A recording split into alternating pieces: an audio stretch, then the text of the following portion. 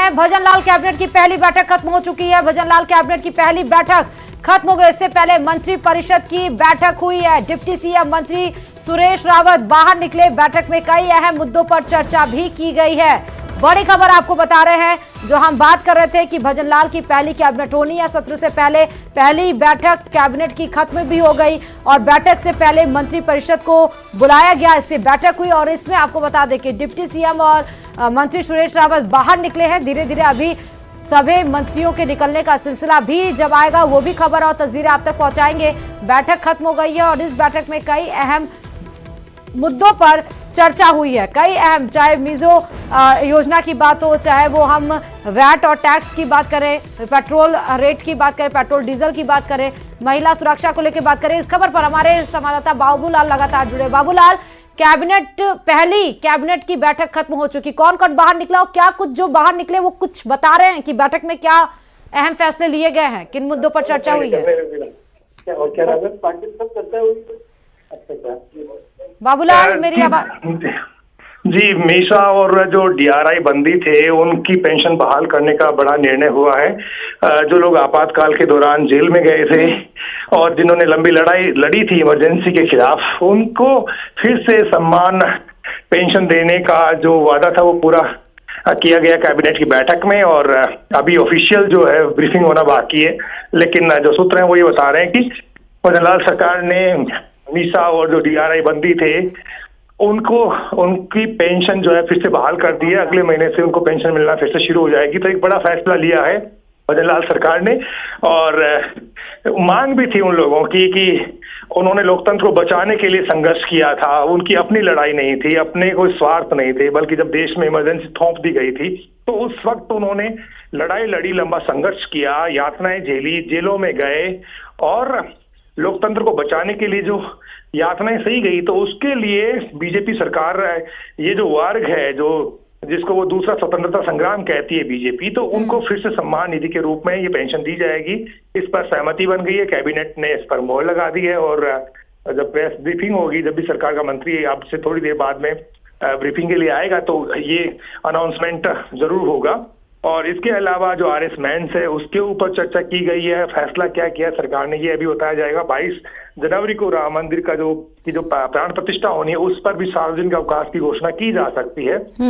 इसके अलावा और भी कई इश्यूज थे भर्तियों से जुड़े हुए, उन पर लंबी चर्चा हुई है। तो अभी देखना यही है कि सरकार की ओर से कौन मंत्री जो है मीडिया कर्मियों को जानकारी देगा फैसलों की कैबिनेट की। इस पर सबकी निगाहें फिलहाल टिकी हुई है। लेकिन सबसे बड़ी खबर यही है कि मीसा और जो डीआरआई बंदी हैं उनकी पेंशन फिर से बहाल कर दी है भजनलाल सरकार ने। जी बाबूलाल, इसके अलावा अभी कौन कौन बाहर निकला है? क्योंकि अभी मंत्री डिप्टी सीएम और सुरेश रावत बाहर निकले, कोई और भी मंत्री बाहर निकला जिससे आप बातचीत किए हो, कुछ अहम जानकारी मिल पाई हो? जी बिल्कुल नहीं, कोई भी मंत्री को जानकारी नहीं दे रहा है क्योंकि अधिकृत नहीं है मंत्री अपनी बात कहने के लिए। सरकार की ओर से, मुख्यमंत्री की ओर से जो जिस मंत्री को जिम्मेदारी दी जाएगी वो ही आकर के प्रेस ब्रीफिंग करेंगे।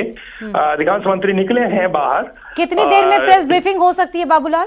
अगले 1 घंटे में ब्रीफिंग हो सकती है और सरकार के फैसलों की, कैबिनेट के फैसलों की जानकारी दी जा सकती है। तो सबको फिलहाल ये इंतजार है। लेकिन डीआरआई और मीसा बंदियों से जुड़ी जो खबर है वो कंफर्म है और उनकी पेंशन बहाल कर दी गई। और वैट की हम बात कर रहे थे लगातार, डीजल पेट्रोल की, क्या ये भी डिस्कशन हुआ है इस कैबिनेट की बैठक में?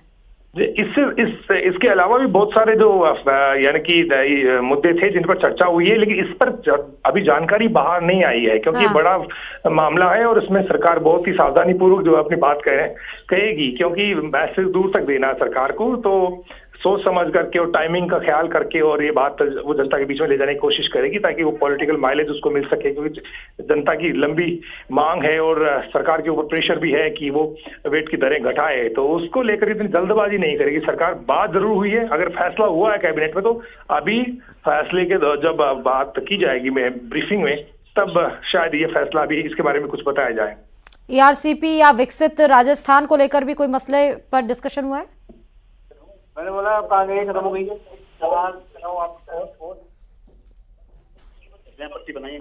और जी देखिए इस वक्त मंत्री आ रहे हैं, डॉक्टर किरोड़ीलाल मीणा भी बाहर आ रहे हैं, विजय सिंह चौधरी भी आ रहे हैं हमारे गांव सामने, और ऊर्जा मंत्री जो हैं हीरालाल नागर वो भी बाहर आ रहे हैं।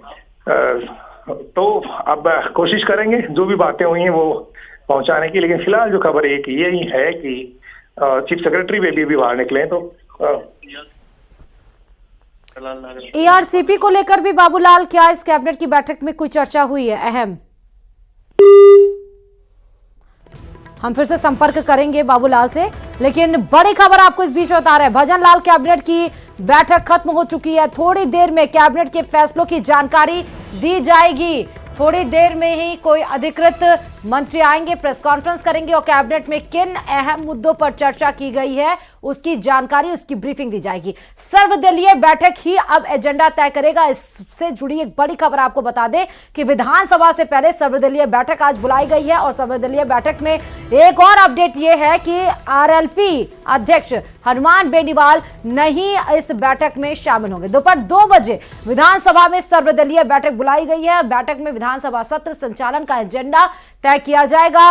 विधानसभा अध्यक्ष वासुदेव देवनानी इसको लीड करेंगे। साथ ही आपको यह भी बता दें कि कल से शुरू हो रहा है विधानसभा का पहला सत्र। चुनाव के बाद से यह पहला सत्र माना जा रहा है। शीतकालीन ये सत्र है और यह सत्र बहुत ही ज्यादा अहम इसलिए हो जाता है क्योंकि कभी जो सरकार में 5 साल में थे, आज जो विपक्ष की भूमिका निभा रहे हैं और साथ ही जो विपक्ष में थे वो सरकार की भूमिका में है। विधानसभा के आगामी सत्र को लेकर आज आयोजित होने वाली सर्वदलीय बैठक में विधानसभा अध्यक्ष की ओर से विधायक हनुमान बेनीवाल को भी आमंत्रित किया गया, लेकिन बेनीवाल ने इस बैठक का बहिष्कार करने का फैसला इसलिए किया क्योंकि बेनीवाल के मुताबिक राज्य का युवा पीड़ित है। नई सरकार के गठन को लेकर 1 महीने से भी अधिक समय हो गया, मगर सरकार राजस्थान के युवाओं को न्याय देने की बात पर खामोश नजर आ रही है।